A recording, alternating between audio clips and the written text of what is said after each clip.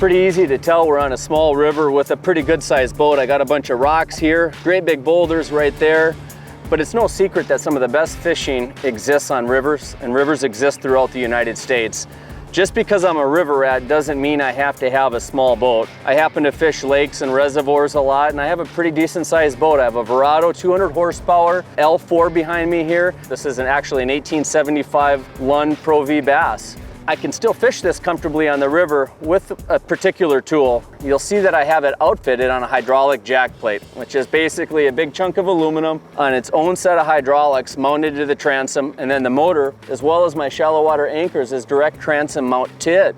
And what I get by having a hydraulic jack plate is an additional 6 inches of vertical range with that motor. And that's totally separate from my power trim and tilt. So what I can do with that is maintain my prop and lower unit in a good optimal position for hole shots, getting up on plane, and just overall purchase with the water, versus getting the prop and the lower unit at a funky angle where I'm having a hard time pushing that boat forward.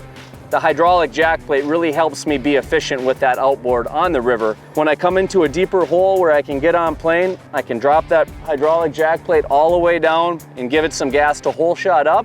And then I simply lift that hydraulic jack plate up when I'm in shallow flats, and I can run pretty darn safely. Obviously you want to use some common sense, and we know the limitations on the river, but in general with a boat like this I can comfortably run in 3 feet of water. This particular boat has a draft of about 16 inches. When things get really low, yeah, I'll scale back to a smaller boat, but maybe you have one boat, you can get use out of a boat like this on the river and have all the creature comforts and the technology that you've come to use on every fishing outing.